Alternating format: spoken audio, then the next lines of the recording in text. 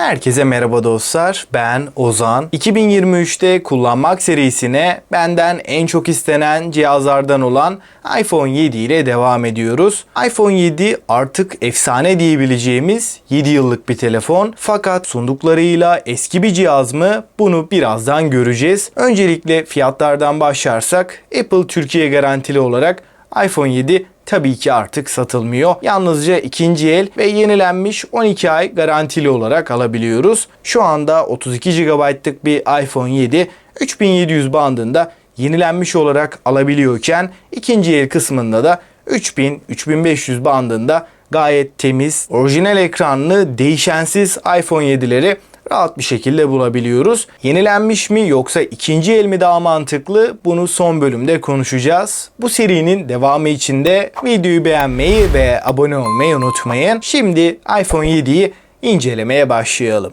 iPhone 7'de 6 yıldır alıştığımız ekran kasa oranı ve aynı kasa boyutuyla karşımıza çıkıyor. iPhone 7 tasarım yapısı itibariyle gerçekten klasikleşmiş bir tasarıma sahip diyebilirim. Malzeme yapısı noktasında da telefonumuz zamanının amiral gemisi cihazı olduğu için üst segment premium bir yapıya sahip. iPhone 7'de tamamen alüminyum malzeme yapısı kullanılmış. iPhone 7'yi elinize aldığınızda 6 yıllık bir cihaz olmasına rağmen bize metal hissiyatını çok net bir şekilde hissettiriyor. Kalınlık ve ağırlık tarafında da iPhone 7 7.1 mm'lik kalınlığa ve 138 gramlık ağırlıkla önümüze çıkıyor. Dostlar, iPhone 7'nin günümüzdeki çoğu telefondan çok daha kolay kullanılabilen ve çok daha hafif bir yapısının olduğunu söyleyebilirim. Telefonu tek elle kullanmakta kesinlikle elimizi yormuyor. Kalınlık noktasında da ideal bir seviyede olduğunu belirteyim. iPhone 7'nin ön yüzüne baktığımızda burada iPhone 6'dan beri süregelen oldukça kalın çerçeveler bizleri karşılarken bence bu tam ekran olmayan çerçeveli tasarım anlayışı cihazın bütünlüğünü bozuyor. Ama bu klasikleşen tasarımı seven bir kitle de var. Yani bu durumun avantaj veya dezavantajı olması tamamen size kalıyor. Şimdi telefonumuzun ekran kısmına geçersek, piyasanın en küçük ekranı ile karşımıza çıkan iPhone 7'de 4.7 inç boyutunda IPS LCD panelle gelen ve HD Plus çözünürlük sunan 60 Hz tazeleme hızına sahip olan inç başına düşen piksel yoğunluğu noktasında da 326 ppi'lik bir değeri bize sunabilen DCI-P3 renk uzayı destekli bir ekranla geliyor. Dostlar, burada ekranın çözünürlüğü kağıt üstünde gerçekten günümüz teknolojisinin çok gerisinde gibi gözükebilir, fakat kullanım deneyimi açısından kesinlikle pikselleri sayabileceğiniz derecede veya soluk kalitesiz bir görsel deneyim sunan bir ekranla gelmiyor. Ekranımızda renkler gerçeğe yakın bir şekilde gösterildiğinden bu çözünürlük farkını çok fazla anlayamıyoruz. Fakat tabii ki güncel telefonlar kadar iyi bir ekranın olmadığını da söyleyeyim, ama genel olarak çoğu kullanıcıyı tatmin edecek seviyede diyebilirim.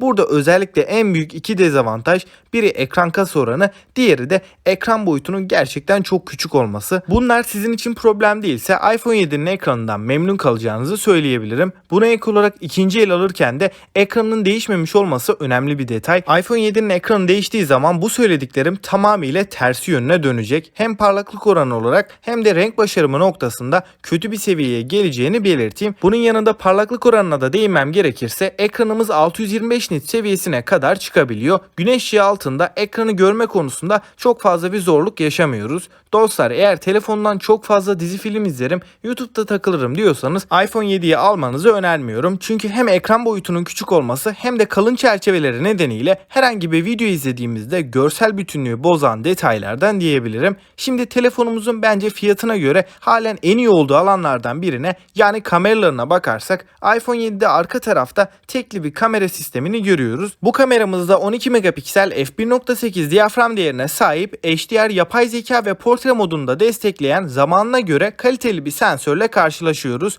Bu kamera fotoğraf çekim kalitesi olarak şu anki fiyatına oranla ışık kaynağının yeterli olduğu ortamlarda iyi bir performans veriyor. Fotoğraflarda renkler olması gerektiği gibi abartıya kaçmadan önümüze çıkarken, özellikle ışığı doğru bir şekilde aldığımız zaman da halen kaliteli kareler yakalayabiliyoruz. Bu kameranın bence en büyük dezavantajı düşük ışık performansı diyebilirim. Bunun haricinde iPhone 7'nin kamerası halen yeterli bir performansı bizlere veriyor. Ön kameraya baktığımızda maalesef burada 7 megapiksel gibi düşük çözünürlüklü bir kamerayı görüyoruz. Ön kamera performansı olarak iPhone 7'nin günümüz için zayıf kaldığını söyleyeyim. Video çekim performansına da bakarsak bence kamera konusundaki en etkili olduğu taraf video performansı. Burada 4K 30 FPS'te OIS desteğiyle birlikte güzel çekimler yapabiliyoruz. Bunun yanında yazılımsal olarak da elektronik sabitleyicimiz bulunuyor. Titreşimleri engelleme konusunda iPhone 7'nin kamerası rakibi olan pek çok Android modele göre de daha iyi bir seviyede diyebilirim. Yani dostlar, kamera tarafında 2500-3000 bandındaki fiyatını da ele aldığımızda iPhone 7'nin sizi üzeceğini düşünmüyorum. Kameradan donanım tarafına geçtiğimizde burada Apple'ın A10 Fusion işlemcisi bizleri karşılıyor.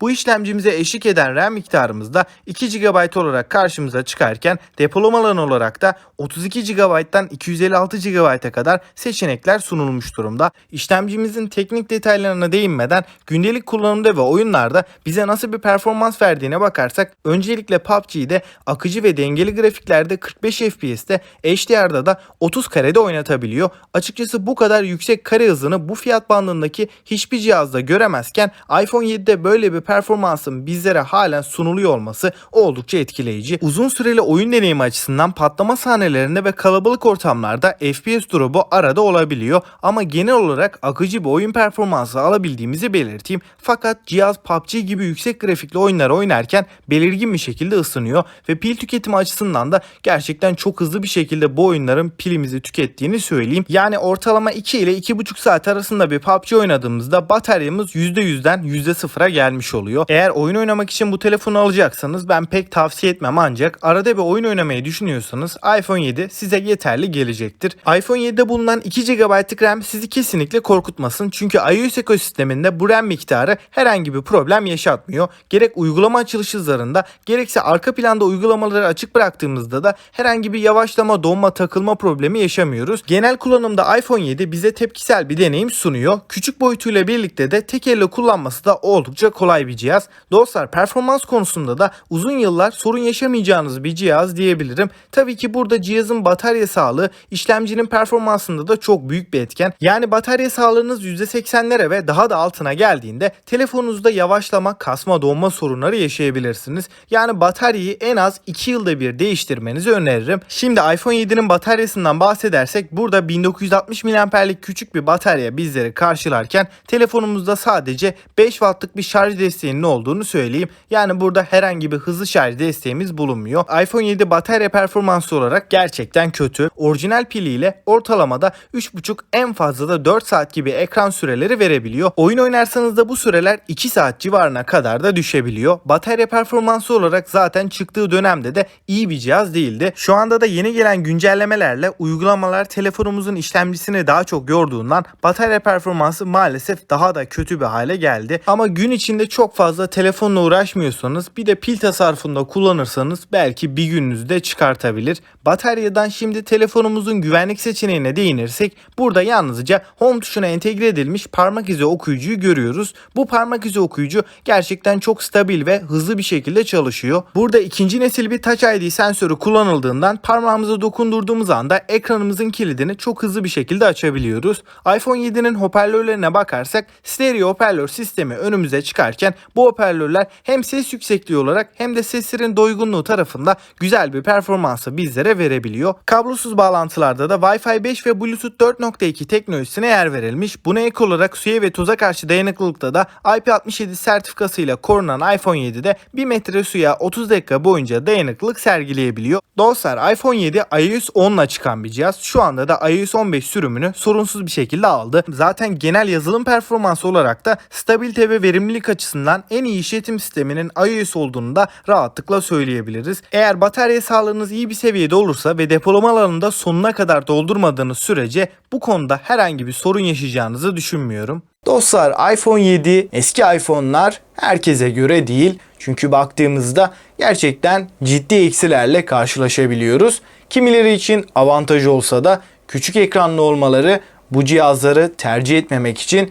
en büyük sebepler diyebilirim. Küçük ekran, küçük kasa boyutunun yanında bataryada bir problem olarak önümüze çıkıyor. Bu fiyatlara alınabilecek herhangi bir Android ile kıyasladığımda iPhone 7'nin bataryası baya geride kalıyor. Hem oyun odaklı hem de günlük kullanımda bu cihazın bataryasını gün içinde en az 2 kez şarj etmemiz gerekebiliyor. Güçlendirilmiş bataryalar taksanız bile iPhone 7'de çok iyi bir performans alamıyoruz. Hele ki yan sanayi veya %80, 80'lerin altına düşmüş bir pil sağlığıyla maksimum 2-3 saat ekran süreleri alabildiğimizi belirteyim ve bu değerler de günümüz için artık kabul edilemez. Eğer ki bu batarya ve ekran boyutu sizin için problem değilse hala kamera ve performans anlamında alınabilecek en iyi cihazların başında geliyor. Özellikle video performansının şu anda çoğu orta segment Android telefondan da başarılı olduğunu çok net bir şekilde söyleyebilirim. Özellikle de video kalitesi sizin için önemli ise bu fiyatlarda alabileceğiniz başka bir alternatif yok. Maalesef iPhone 7 iOS 15'te kaldı. Yani artık bir güncelleme almıyor. iOS 16'yı da almayacak. Bundan sonra gelecek hiçbir güncellemeyi iPhone 7'de göremeyeceğiz. Fakat bu çok büyük bir dezavantaj mı derseniz bence kesinlikle değil. iPhone 7 şu an için uygulama desteği kesilmediği sürece en az 2-3 yıl daha size hiçbir problem yaşatmayacaktır. Hız açısından çoklu işlemlerde kesinlikle tatmin edici. Güncelleme almamasının eksilerini 2-3 yıl sonra görmeye başlayacağız. Yani uygulama destekleri yavaş yavaş kesildikçe artık iPhone 7 emekliye ayrılan cihazlar arasına girecek. Tüm uygulamalarda güncelleme almaya devam ediyor. İkinci el mi, yenilenmiş mi sorusuna gelirsek bence kesinlikle ikinci el almak iPhone 7 açısından daha mantıklı. Çünkü yenilenmiş tarafa baktığımızda iPhone 7'lerin çoğunda yan sanayi ekranlarla ekranların değiştiğini görebiliyoruz. Bu noktada hem kontrast oranı, renk dengesi, parlaklık ve dokunma hassasiyetinde bazı sorunlar olabiliyor. İkinci el kendimiz test ederek temiz bir cihaz almamız bana daha mantıklı geliyor. Ekranın değişmemiş olması iPhone 6s ve 7 serisinde gerçekten önemli. Son olarak da fiyatını oranla bir değerlendirirsem iPhone 7'ye 10 üzerinden 7 puanı rahatlıkla verebilirim. Peki siz ne düşünüyorsunuz?